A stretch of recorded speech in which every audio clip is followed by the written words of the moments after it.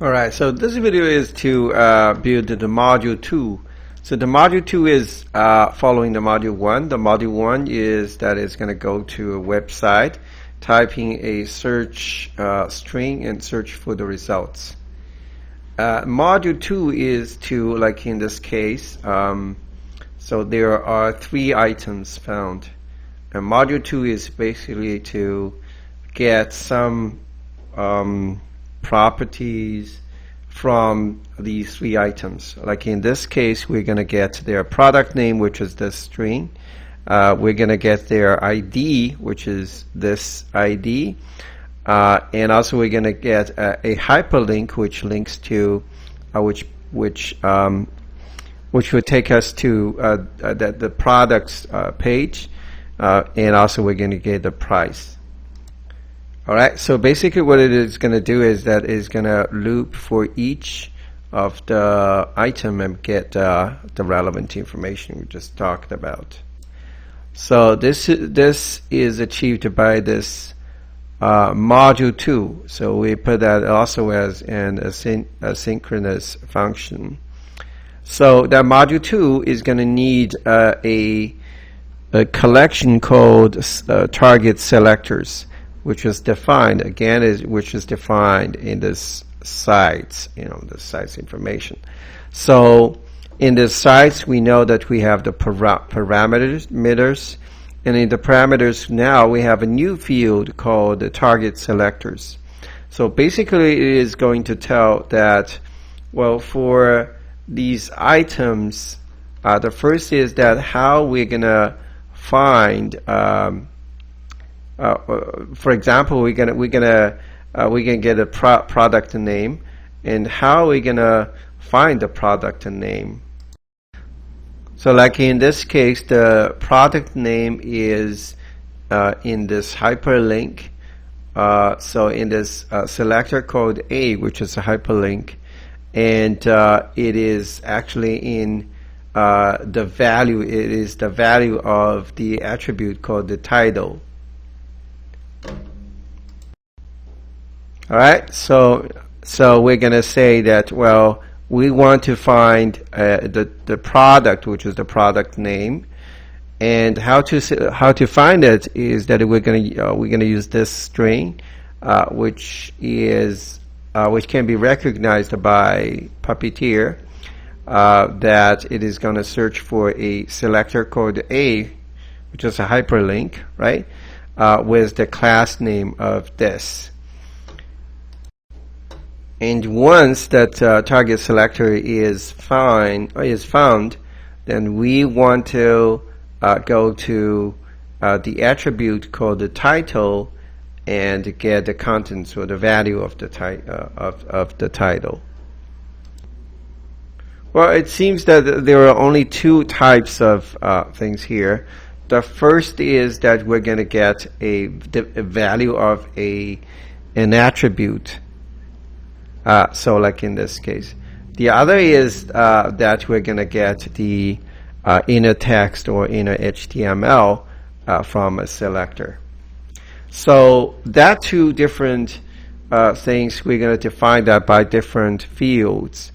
For example, for this title, whether it is a title or a class or whatever else, like in this case it's a special attribute, we're going to call that a selector attribute. But for inner text, inner HTML, we're going to call that a property. I don't know if that is correct or not, but that's my way of defining it. So these 2 should be like either or. So either it is a property or an attribute or a property. So if the attribute is set, then the property should be empty, whatever. So later we will see that we have the program to identify whether which field to use. Either it is for the attribute, to use the attribute, or the property. So basically this is achieved in this function or the class. It's the same. So what it does is that it is going to check whether the property is defined or not.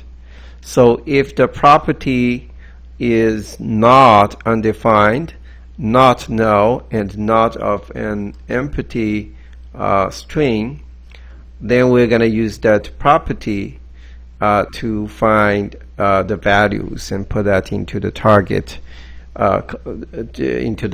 collection. So otherwise, if either the property is undefined or null or an empty string, then we will know that actually we should use the attributes. So we're going to use the attributes to find the desired contents and put that into the collection. All right. So anyways, overall, so what we're going to do is that we're going to define these 4 pieces of requirements. It's quite standardized. Each time it's going to have a name of the target, whether it is a product or a link or an ID or a price.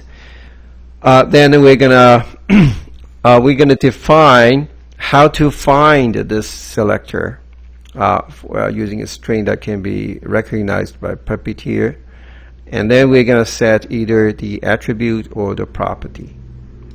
All right. So with that, we're gonna run this module2.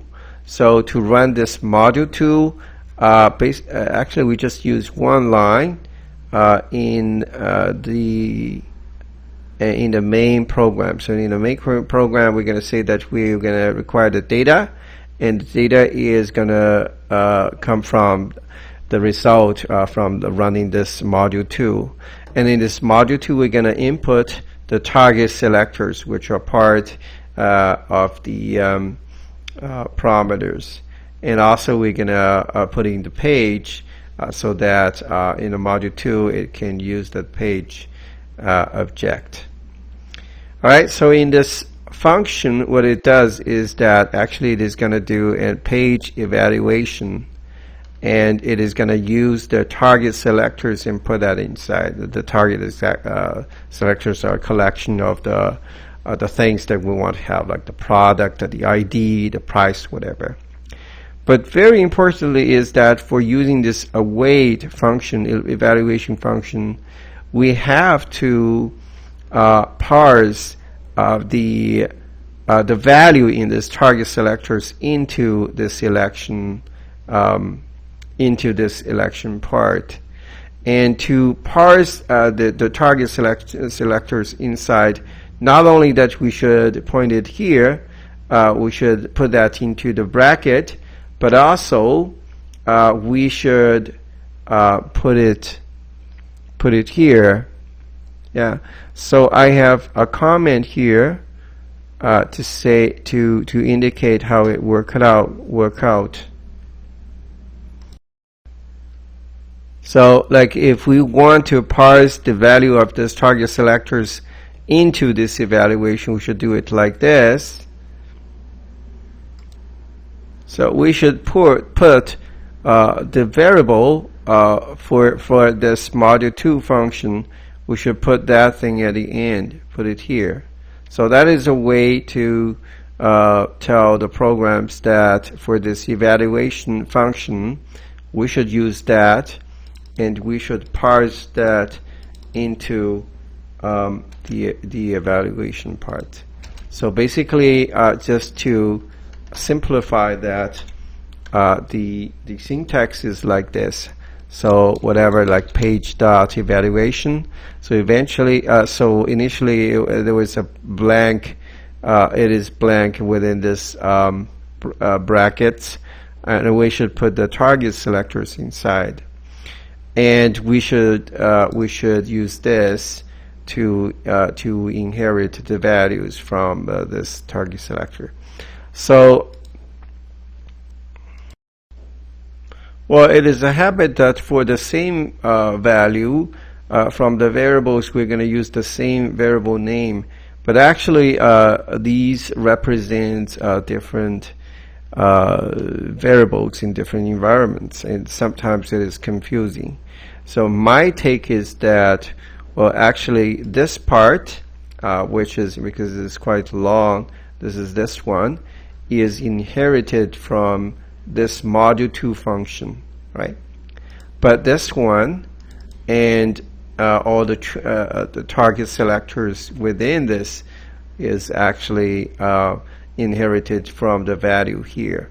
So basically what it does is that, okay, so it is going to have the target selectors from, there is a line here. It says that to run this module2 and use this part as the target selectors. All right, so it is inherited here. So that is from there, and this one is going to be parsed into this evaluation by the statement here. So now it is parsed into that evaluation function. All right, and it is parsed into that, and now all the values inside will be used as this target selectors. So all the target selectors value inside is inherited by this. So this one is inherited from again. This one is inherited from here. All right. So then it is here, and then it passed the two. Then it parsed the two here, and then it parsed the two here, and inside it is going to use the same values. That's how it work out. Well, so you can imagine that you can change the value here. You can change that to 2. Yeah, so this is not a professional way, but I just wanted to show that, well, if you change that to target select 2, which is to be differentiated from those target selectors. All right, so now it sounds like it is more clear, is that once you have that target selectors, we're going to parse that by here into this page evaluate. So, and then inside it will be called the target selector 2. All right. So this target select 2 will be used, and its value will be used inside this evaluation part. And then after that, it's going to return the results. All right. So this is very important. This is how we get a value from outside this page evaluation and parse it into it. This part. All right. So the next is that I have a function called get item collection, and also I have a class called get item collection too. So basically, these two are acting as the same. It's just that it is cool to use a class instead of a function. All right, so, but I'm just going to explain the function because the function is easier to understand. So what it does is that it is going to require 3 arguments, which is a selector, string, which is how to identify that selector. And the second is that it is going to ask for the property, and the third is the attribute. So the first is that it is going to use puppeteer to query all the selectors with the same string here. So like for example, like an A, so I have an example here, like an A class and search result, whatever. So it is gonna search for all the selectors fulfilling that requirement. All right. So this is the first thing. And then the second is that it is going to get the attribute or property from that selector. So this time it is gonna have a conditional judgment according to what was given. So if the property is given, it is not empty, not undefined, not null, then it is going to use the property to get the property of that selector.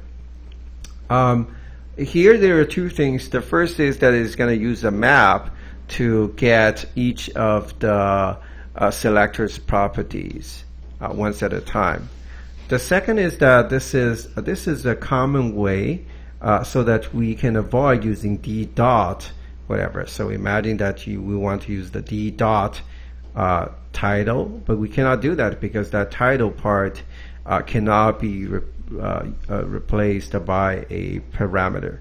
So instead we're going to use a square bracket, brackets, and inside now we can have a property, for example, like a title, and put that as a string.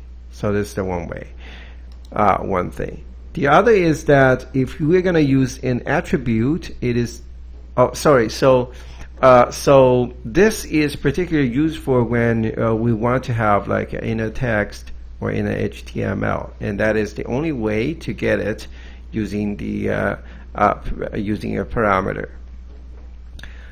So the other is that like for sometimes we have to use the get attributes. For example, it is not a common attribute like the class name, like the title in the HTML. Sometimes it is a customized or self-defined attribute. So in that case, we will have to use this attribute. So in this example, like on this model price page, when we want to get the ID, it is actually saved in a customized attribute called whatever, I can't remember. It's like a product ID or whatever. So it is a self-made name of the attribute. So in that case, we have to use this get attribute function to get a value behind that. All right, so basically what it does is that it is going to find all the selectors that we want to have and get the property or the attribute from that property, from that selector, and put that into a collection. So for example, for the product names, it is going to find the selector and to find the title of the selector, which is the product name, and put that into the item collection. So the class is the same thing. It's just that it's more flexible and it sounds cool. So it's going to have a constructor, which is basically it is going to define what are the arguments we want to have. So in this case, it's the same. The selector string to identify that selector, and then the property or the attribute to obtain the value that we want to have. So in a class, the next part is that it is going to define a function, and that function has a special name called a method. So in this case, we're going to define a function called a getIt. So which means that once we have these arguments, we have the values, and then we're going to use the values to, the first is that we can identify the selectors, and the second is that we're going to obtain the values. And basically this part is almost the same as we have here. All right, so with that, and now I'm going to show how to use this class. It is pretty cool. So now what we have here is that we're going to have we're going to require 4 different collections. The first is that we need to have the product name of the 3 items, of these 3 items, right, which is this one, this, and this. So likewise, we also want to have the link, the hyperlink to that products. We want to have IDs, and also we want to have the price for each of these items. So what we're going to do is we're going to loop for all of these 4 target selectors. Each time we're going to get the string to identify it, the property or attribute that we want to obtain, and then we're going to use this class.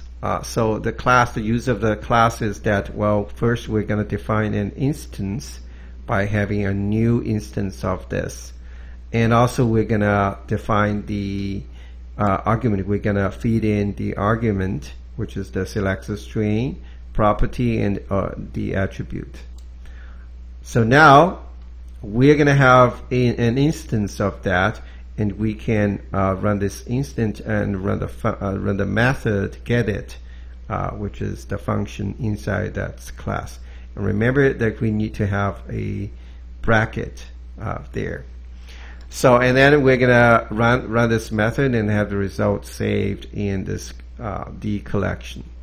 So, like in the first case, we're gonna read this piece of information we're gonna require for the product, and we're gonna run this class. We're gonna have a new instance of this class. We're gonna run the method of getIt, and then we're gonna have all the product names there. So the next thing we're gonna do is that we're gonna put that into an object. So that object has two fields. The first is the name, and in this case we are going to have the name, the collection's name called the product, right? And then we're going to have the collections, which are the names of the products, right? So, and then with that information, we're going to push that into the final results. So the final results will be like, well, so for the first piece of results, it will be like we have here is that we're going to have the product, right? So, and the product has a collection of three records. Each represents to a name of the product. So likewise, we're going to do that for the second piece of requirement, which is this one, which is the link. So this time, eventually, we're going to have a temporary object with two fields. The first, that the name is called a link. The second is the second are the collections, you know, with three links to the corresponding products. Then we're going to repeat that for the IDs and the prices. So after all, we're going to have all the results pushed into this collection or this array called the results, and then we're going to return these results. All right, so when we return this results after this await, this evaluation, then we're going to save that in the variable called the data. All right, so the data is here, and then we're going to return this data, and now the results are running from this module2 is returned in this data, and then we go back to the beginning that we want to have the data, which is the result returned from this running this module data, and then we're gonna show that in console log, which is this part. All right, so that shows how we are going to have this module2 to obtain the required information. In this case, is that we're gonna for each item we found on this page, we're gonna have four pieces of information: the product name, the ID, the price, and also the hyperlink to that. I think it's not in that order, but basically that's that four pieces of information. So now it is all in a parameter setting. So we can imagine that now going to another website, for example, Staples, we can do we can ask for a different collection of information. For example, this time we might not only having that, we might also have like for the rating, for the comments from the customers, whatever you want to have, so it is more flexible. Well, so with the settings, now we're going to try another example. This time we're going to go to Staples. So the idea is that we're going to search for for example, 27-inch monitors, and we hope that by the search we can have the results like this. So we're going to go there, search for this screen, hit the search button, and then they should pop up 2 items, each for a monitor, and we're gonna obtain the name of the monitor, the hyperlink, the price, And there is another thing. Let me see.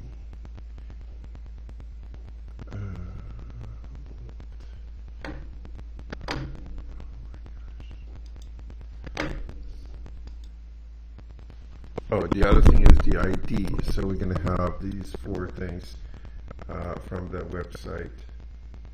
So again, we run this, but note the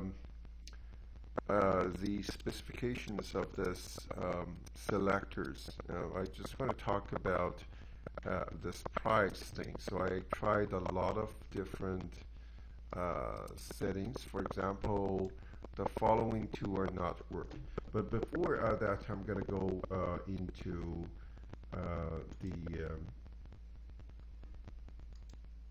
I'm going to go into the structures and show you how it works out. So the product description and the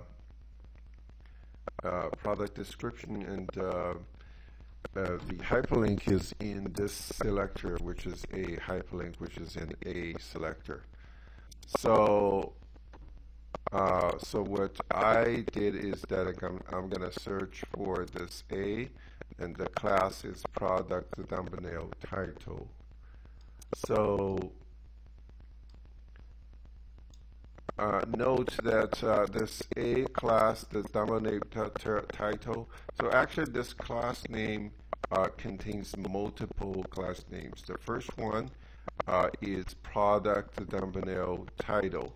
There is a space in between, followed by the second class name, which is the product link. So what I did is that I searched for the first class name. So it is going to return all the elements, the A selectors, with a class name of that. So imagine that there is a second A selector. It also contains that class name called the product thumbnail title, but without the second class name. That one also counts.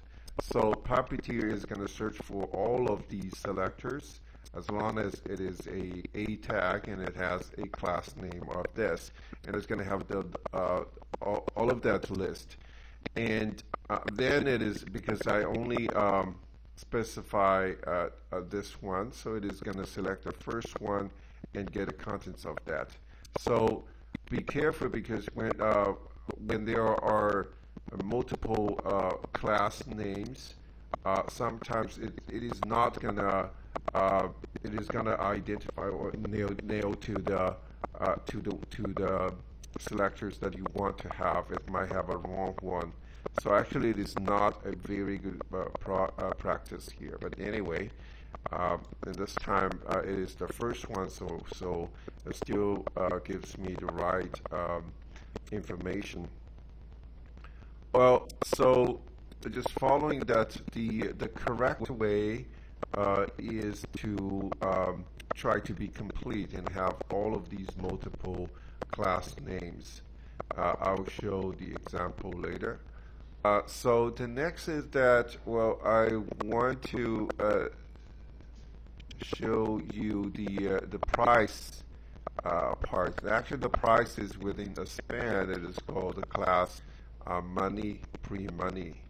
And this is exactly what I mean, because if you search for a span with a class of money or pre-money, we're going to have a lot of selectors in this page. And unfortunately, this one is not the one we want to have is not the first one. So if you search by the individual class name, a span tag of the class name or money or pre-money, you're not going to locate to the right selector. So the correct way is like what I did here, is to have a span with a class name and have all these two class names wrapped by quotes. And this is the right way if there are multiple class names. Yeah, this is the right way to cite multiple class names. So note that it's different. Like in D3, if you have multiple class names, you're gonna use a dot to connect them. But here, I think it is the same in jQuery, but I'm not sure. But here in Puppeteer, it is to keep it as what it is in the tag, but wrapped by quotes. That's how it should work out. So this is one of the ways. The other is that I also tried different ways, but before that, I'm going to go into the structures just to review it briefly. So you see that actually we have two collections or two items, right? Each one is a monitor. So the price is in the span and also in the span. So these are the two price tags for the two monitors. And both of them are wrapped in a big box that is called thumbnail footer. You can also see it here, so thumbnail footer. So the next level is also the same as the product thumbnail, data wrap, and B3. Again, this one has multiple class names.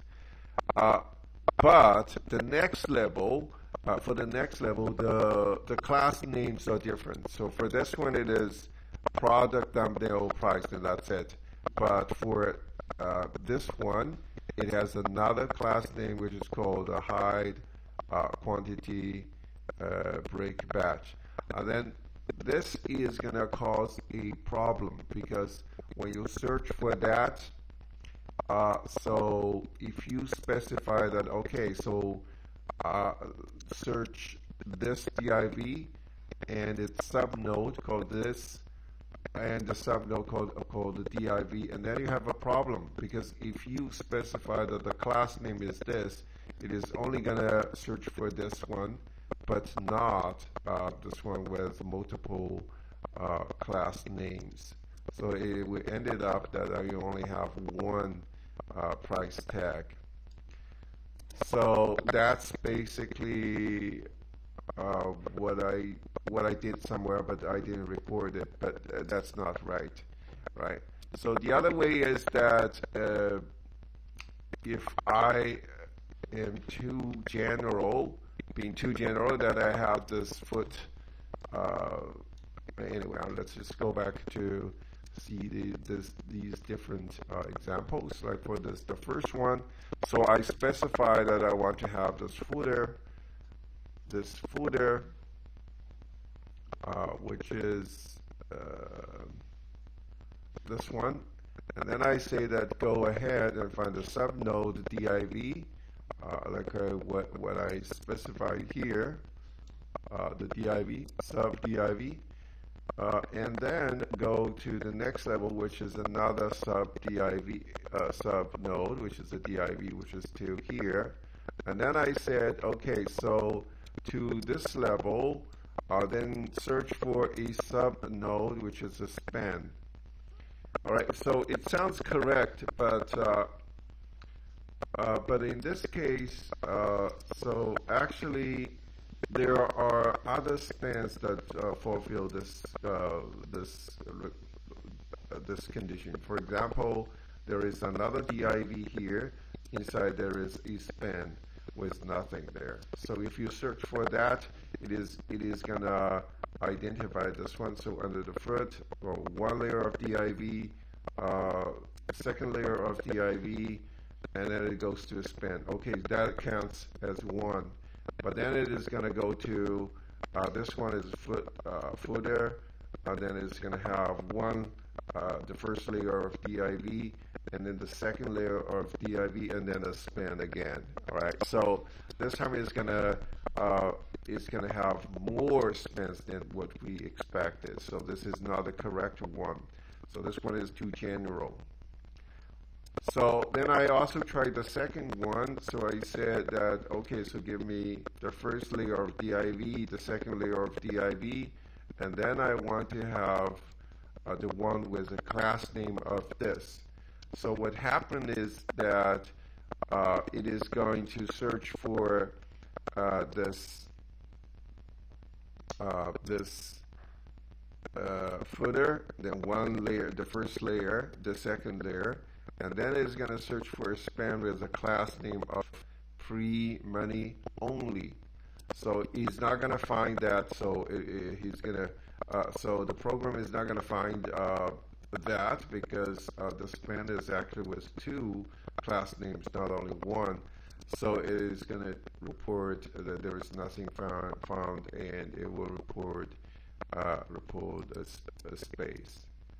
All right. So the correct way, if we want to do it in a more detailed this parental and children node structure, so we should do it like this. First, we're going to search for the footer, the class name of footer, which is this one, and then we're going to search for a div again. This time, this one is going to have a multiple class names as it was stated here.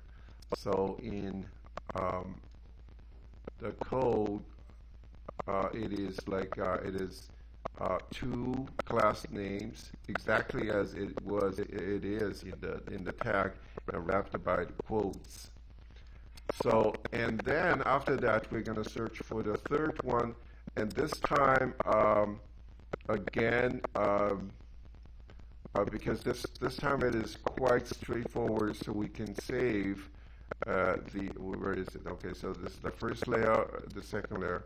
For the third one, we can specify this class member. We can also save it because there is this layer is quite clear.